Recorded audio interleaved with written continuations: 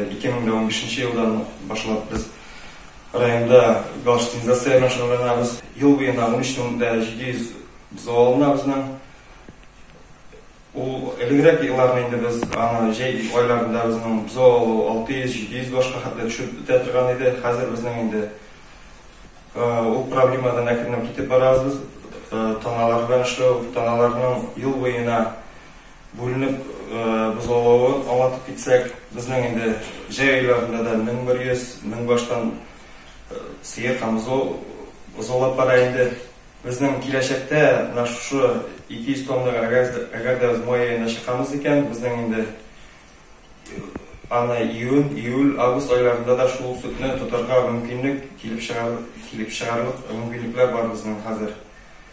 Шулай ук инде раздой периодына килгәндә безнең бүгенге көндә раздой сыерлар саны где-то 3600 булып торса, шулай ук әгәр дә без аны исәпләп караганда безнең июль, август айларында да һәм сентябрь айларында да ул 3200-3400 баштан кимемәй, шул исәптән алгач инде безнең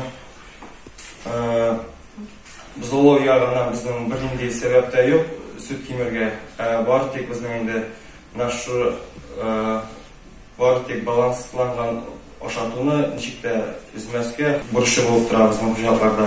Кичәге нидә дә әйтеп кителгәнчә инде безнең июль айларында безнең инде көтүлектәге үләннәрнең үзләштерүчәнлеге, анда протеин кими башлый инде. Шуның өчен өстәмә азыклар белән безнең тәэмин итү бурычы куелып тора. Сөт бирүчәнлеккә килгәндә безнең инде районда безнең көтү алыштыруга тукталып китсәк иде.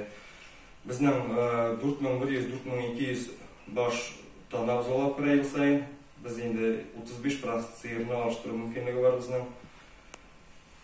Һәм ул бүгенге көндә дә тигез бозолу рәвеше где-то 350 баш безнең ай сайын бозолап тора таналар. Һәм көтүне яңартып тора шуның белән.